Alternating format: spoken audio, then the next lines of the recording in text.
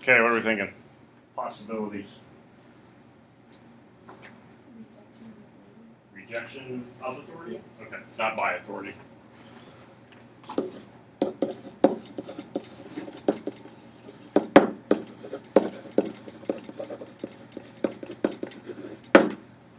Nurse, hospital, kind of falling in the authority category. McMurphy patients rejecting them. Okay, good start, Jordan. Is it Abuse of power.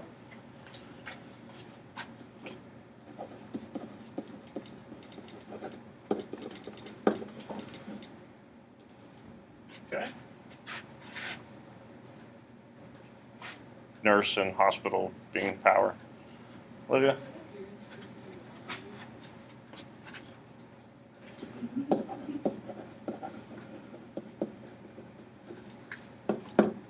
I'd say that one's a little bit more probably abstract than what we have with the first two. What are you thinking, character event wise? I was thinking like it's interesting how they like tell a story through the eyes of who's schizophrenic, so like what he's seeing versus reality, and then also I think when like at the end of like part 2 when McMurphy realizes that they're all in there because they choose to, that's kind of also under that umbrella. Okay, so the whole like choosing to the voluntary, not being committed, but voluntary presence or I can't think of there's a word on the tip of my tongue. I don't know what it is, but admission, I guess. And with that, probably depending on who the character is, you could also make the argument with, sanity or insanity. Who appears to be sane? Who appears to be insane? It's the end of part 1 when they're watching the game on the blank screen, where Chief makes the argument that you have these guys who are quietly sitting around a blank TV, and the nurse is reaming them out. They'd have a hard time telling out who's the crazy one, within the bunch. So yeah, they can do some different things with that. What else, Carol? There's like a lot of they treat like people that seem insane, like a lot of the people I feel like don't act like not all of them are truly insane. They just have like qualities that don't fit in society, and they are diagnosed as insane. Okay. If that makes any sense. And so in a way, kind of like an alienation that sort of takes place because you're not fitting into what is the expected traits, like the number 4, the prompt that we did for the independent. Some of you did for the independent reading journal.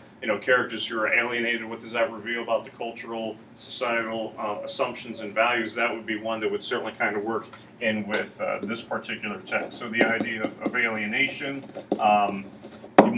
And that could be dealing with minorities, which we were taking a look at a little bit yesterday. Simply anyone who is quote-unquote different. What's our language enrichment word? Outcast isn't language enrichment word. Come on. Pariah. I don't remember what list that is, but that was a great class to teach. I love that. All you do is play fly swatter. I've taught like everything. I was creative writing for like 5 years until I realized I wasn't creative. Mm-hmm. Mrs. Perry stole that class from me. I had it. It was in my grasp, and then she snatched it. Not really.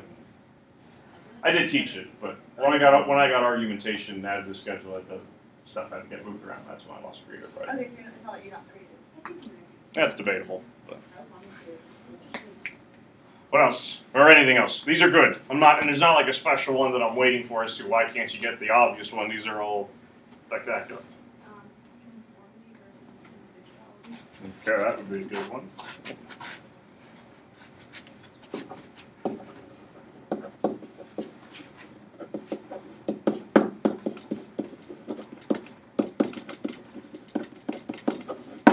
And certainly you could argue it's part of the alienation or the abuse of power that's taking place, but what is supposed to be therapeutic is you're going to fit back into the way that people want you to behave and look and act, and so that could certainly be the conformity, whereas you have a whole lot of individuality taking place within the patients. And certainly this is trying to not just maybe get them to conform, but talk about creativity, thinking, expression. That's a big part of individuality, and if you take away that whole aspect from them, then certainly they're going to conform to the monster, the machine. Elena, and then Aiden will come over. This is kind of vague, but just like the man versus everyone else. Some would argue it's the woman versus everyone else in this book.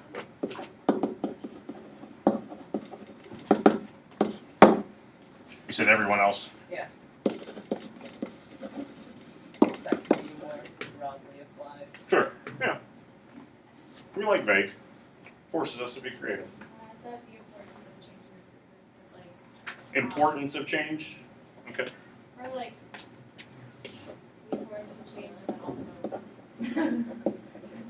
Not earnest.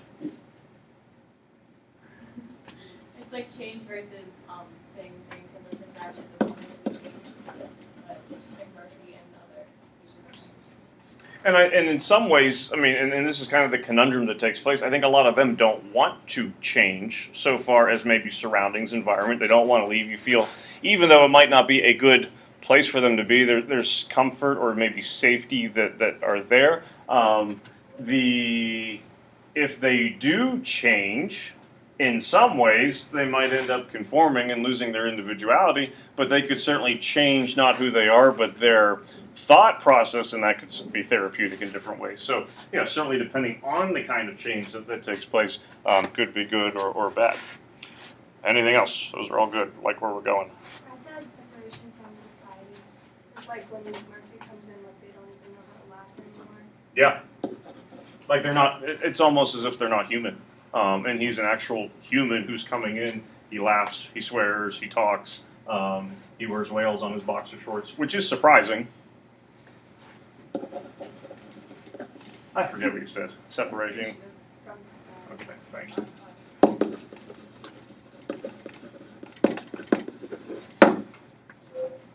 And so in it, like he himself kind of creates a juxtaposition in a way of you have this person who we might not consider him to be typical member of society, but he brings in all those human attributes that they have basically lost in some ways. Going along with that, I was just gonna say dehumanization. Dehumanization. I feel like we're going back to the pearl.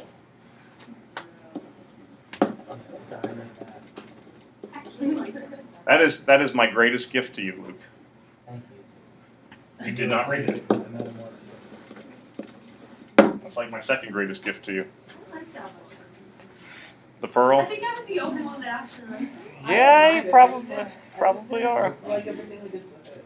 Notice she did not say she liked it. She said she did not mind it. So you're on that island all by yourself.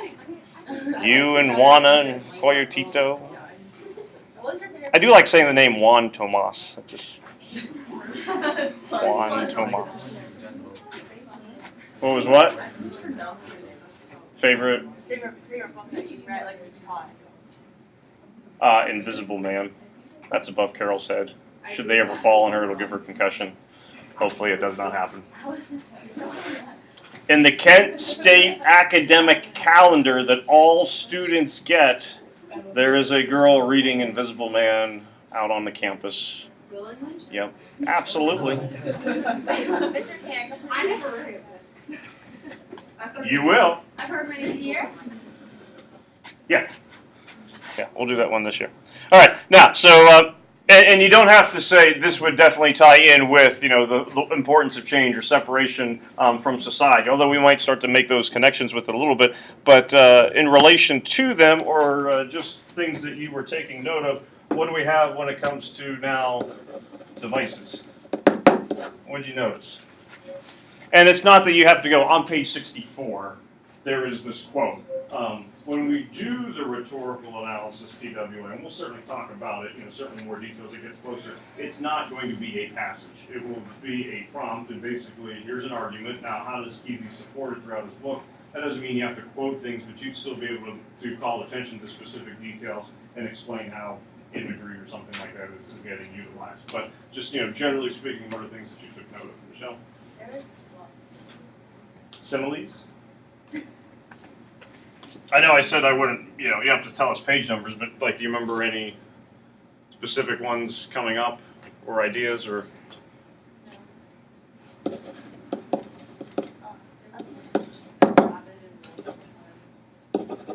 And I was going to say, I'm going to put similes and kind of metaphor with it because, eventually they're all going to kind of come together. So you mentioning the rabbit and the wolf, and that was your reading check quiz from yesterday that you guys had to mention. Oh, so when are people like the big nerds for that person ever that? I'm sorry, I heard big nurse and then. Like would that be like an epic whatever? Yeah, in the like by them saying that you know exactly who you're referring to. Keep in mind who does use the term big nurse. It's a chief thing. Like so when he's narrating, he uses the term big nurse. When they do discuss, like when Harding says something, or well, McMurphy has a whole bunch of names for her, or any of the other characters, they'll go Nurse Ratched. But big nurse is certainly a big deal. Because for Chief, we know what is an important way of telling the significance of a character, their overall size. McMurphy is big. Clearly, the nurse is big. He views himself as being small. So yeah, there's certainly nothing wrong with the epithet idea going along with it, but just the overall, size aspect that keeps coming up, which means it's going to be a motif. And certainly we think of Chief, the nurse, and McMurphy would be RPM. I just saved myself some time and energy with that. But yeah, that keeps coming up quite a bit. Now you know how they feel all the time. There's also symbols, especially in the dreams that she has. Any particular ones? Just in like the whole, like the part where the guy like gets cut open. Plastic. Yeah, and that kind of like symbolizes like the combine.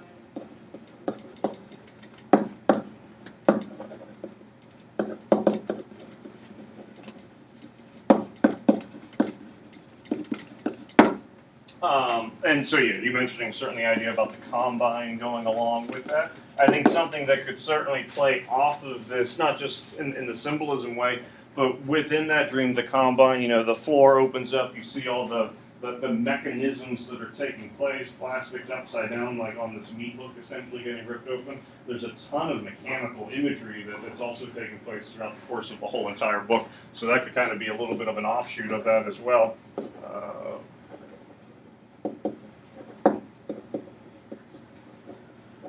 Kind of combining Chief, although technically it's not a dream, but also kind of going back to some of the animals, and you could argue animal imagery also comes up. You have the rabbit, you have the wolf. What does, but before Harding goes into the rabbit-wolf explanation, do you remember what animal or activity McMurphy kind of brings up where he uses an animal?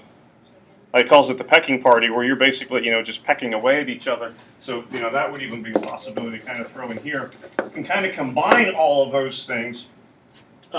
Symbolism, Chief involved, animal imagery, some mechanical imagery taking place. It's not a dream, but there's a passage. There's two passages within the end of this chapter where I think a lot of readers go, okay, I'm done for the night. I have no idea what just happened. Close the book and put it back down. And it's a nighttime scene where Chief gets up and talks about he can actually see clearly for the first time. Anybody recall what he's looking at? Yeah, he's looking out the window. There's a dog. Sees the geese. They're flying like with V formation. There's the dog sniffing around on the ground where like in the squirrel holes, looking to see what he can find. He also sees leading away from the hospital. They're pretty much in the middle of nowhere, big windy road, and this is when you have grapes of wrath all over again. What's coming down the road? These tend to come down a lot of roads. There's a car, and then he gets pulled away from the window because Turkle, the night watchman guy, takes him back to bed. And then also the nurse is with him, Nurse Bilbo, and this is when really people go, what is happening? She's the nurse with the birthmark. And then Chief goes into his, kind of like switches gears, where then the nurse goes home and tries to wash the birthmark away and brush it off with like a metal brush, and people have no idea what in the world he's talking about. and then he closed the book and go to bed. Any idea why or what could be going on with that vision, not with the nurse, but him looking out the window saying, I see things clearly, geese, dog, car, road, squirrel holes. I was thinking like with the geese and how they fly like in a V formation. Like I was thinking about like McMurphy being like a V geese almost. Okay. I was trying to figure out like how the dog was involved, but like See, I've ruined Olivia's life now, because she tries to figure these things out. I absolutely forgot about this even now that you brought it back up. I'm trying to figure it out. But that's all I have about the geese. That's all I really have. I'm done. Yeah. No, that's good. Anything else? Dude. Good birthday. Yeah. No pudding. Thanks. Ruin everything. Anyone remember when that scene happens? Besides in the book?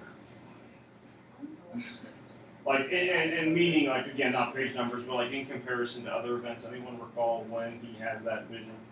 Or I shouldn't say vision, but that experience. I think you're there. I was gonna say something about the I was hoping you would say something about the fog. oh no, but say though. Well, if he can see, he is out of the fog. And and this would also certainly kind of tie in with your lead geese idea. Who's the one who pulls them out of the fog? McMurphy. And what does Chief do to get himself out of the fog, at least for a little while? This is after he raises the hand with the whole baseball game, the World Series with the vote. So he raises his hand. This is the night of after he's wondering whether he should go back into the conference room and clean because they're going to start talking about McMurphy and all that kind of stuff. So you have this scene, kind of call it the dog car scene. For your copy of the book, I think it's like 164. Yes, not that we're going to necessarily read it the whole thing, but it does mention the V, the lead goose, and all that kind of stuff. Page 164 is when this one happens. What's one of the interesting concepts then you have where you got dog versus car on the road? Car is piece of machinery, metal, whatnot, and certainly we've kind of seen this conflict before taking place. Mentioned to you, Grapes of Wrath doesn't end very well for the dog. We don't really know what happens in this case. But we have a moment where Chief is out of the fog, says that he is actually finally able to see things. Car, machinery, which would possibly, and again, we don't know. We're not the whole way through the book yet, but would possibly kind of link it up with what concept, if it's machine? Combine.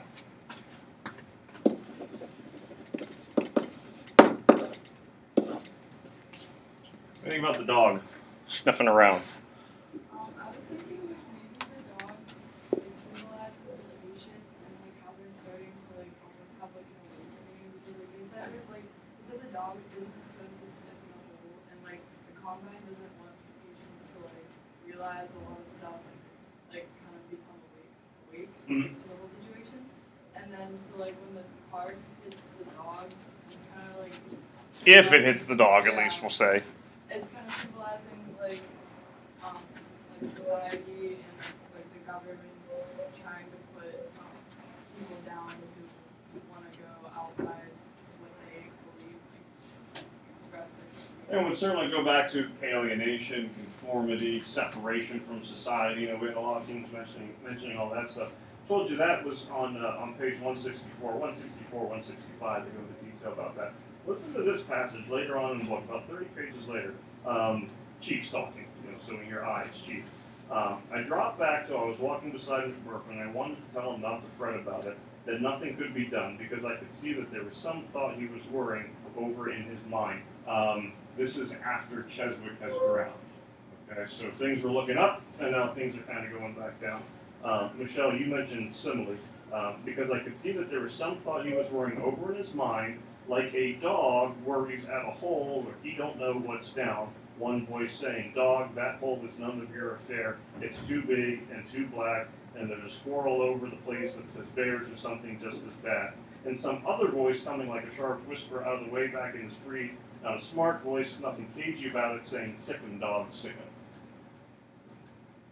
What analogy, what simile does Chief make at that point? He compares McMurphy to the dog sniffing around in holes, and he has this vision, or this, at least he says in his mind, something that he's able to see the first time. I'll put a question mark there, where you have the dog sniffing around, and then it's coming in contact with that car. So it certainly does set up a possibility of a conflict of McMurphy versus Combine, which would be kind of interesting because that would then make McMurphy, and that was 196 that I was reading, 197, I'm sorry, that I was reading from for you. That would make McMurphy the what of the story, which some people aren't going to like.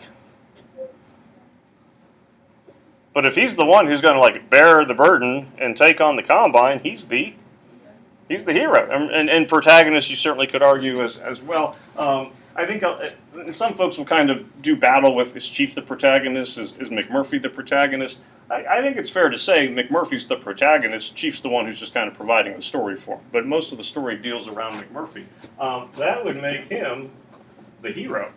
Now, there was a term that we used on your first literary term quiz. I think it was your first one, first or second. Begins with an A. That would perfectly fit McMurphy, anti-hero. Because when you look at him as a person, separate from all the stuff that's going on within the events of the book, there's really nothing heroic about him whatsoever. He's a terrible, terrible person. But he is the one that maybe could lead them out. I was going to say it'd be like Matt leading us to freedom, but I thought that would be too mean. So I didn't say it. Speaking of Matthew, a little handout here. And I lost count. That always happens to me.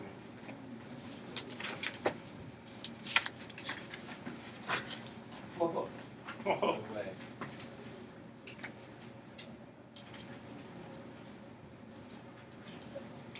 Carol, I think I might be one short. Oh, there they are.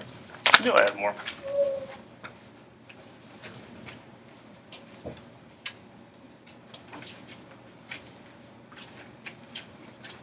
Not coming from the book, obviously. But you got two passages. The second passage, we actually talked about that one before. You tried to forget it. The Heart of Darkness, the White Sepulchre, Brussels, and all of that kind of stuff. Not worried about, specifically what we were just talking about down there on that page, but looking at this, is there anything within those two passages that you find kind of interesting in relation to what you've read with the book? Besides, we have a Matthew in here, and it's written by Matthew. You didn't write this. Oh, wait, what? I don't think. I guess not. Okay. Jordan? Well, I guess like the first one too, just now because it talks about grabbing wolves, they compare it to good chapter 2. Okay, so and certainly something that we were mentioning there earlier with the similes and imagery and all those kinds of things. So possibility of maybe Nurse kind of being a wolf-like Abigail. That's what I was Anything you want to add on to it, or nope? Okay, all right. Aiden. The second verse goes along with that too, because the first one's saying how she's a wolf on the inside, but she's all composed. Ooh, you're using a pronoun she, so we're still going with Nurse. Yes. Okay. And but on the outside, she you makes yourself have the image of being composed, and that's what the second is saying too, saying which indeed if you're a beautiful outward, but within a full dead. Okay. And certainly you could, and different from being beautiful, but sheep's clothing where you wouldn't expect to be any kind of threat, but still wolf and full of the dead man's bones. I was thinking like the weighted sepulchres, so like how the weight they describe hospitals looking great on the inside.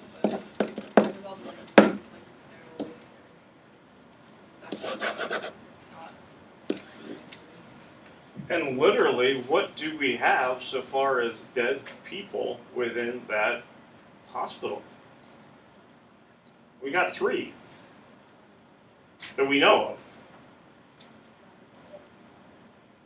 We have Blastic the Dream that I think you were mentioning earlier. So Blastic's the one in the dream sequence, and then the next morning he's getting pulled out with a sheet over him, so something did happen to him.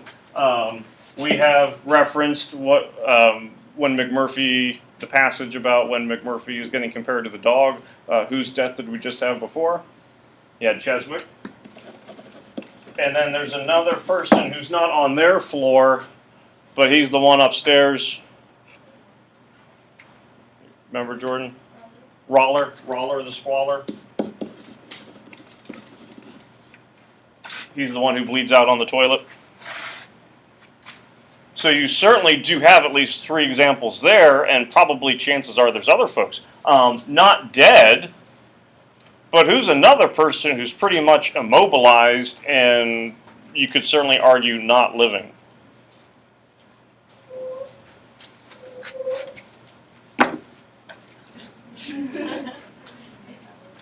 I'm not going to pee myself. I think that would be taking it too far. Who's this guy? You got Ellis.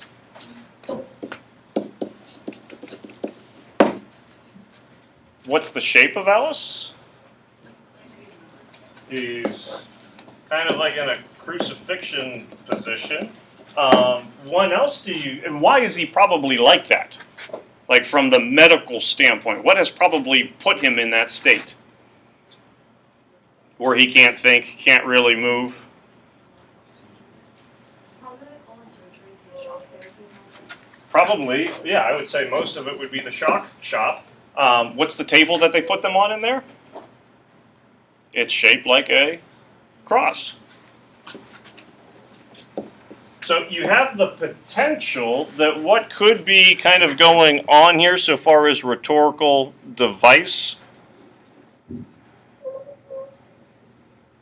You have the potential here that you have a fair amount of illusions that would be occurring. In this case, specifically, would be religious illusions. Now, the scary thing about that would be that if the nurse is the wolf, if the nurse is the hypocrite, then who's the hero? McMurphy. The con man's going to be the quote-unquote savior. You could kind of argue, what would that be in itself? It could be ironic. I think you could even go to an S term. I'm not going symbolic, but you're going to take the total, and irony would play a part of this. You're going to take the total opposite of who we would expect a savior to kind of be and make this person the hero. SAT. Yeah, you have a very satirical possible look at it. And I would say keep an eye on this aspect with the religious illusions, because I would say that they're going to continue. And if you have that in the back of your mind, I think you're probably going to start to see it pick up a little bit more. If he is kind of like a savior quality, and he's still an anti-hero, what does that make the patients? Because they're the followers. Who's narrating the book? You have one of his kind of disciples is narrating the book. Look up here at the top. Who would Matthew be? He would kind of be like one of those disciples. So keep that aspect in mind moving forward. I think you'll start to get hit with a lot more of it.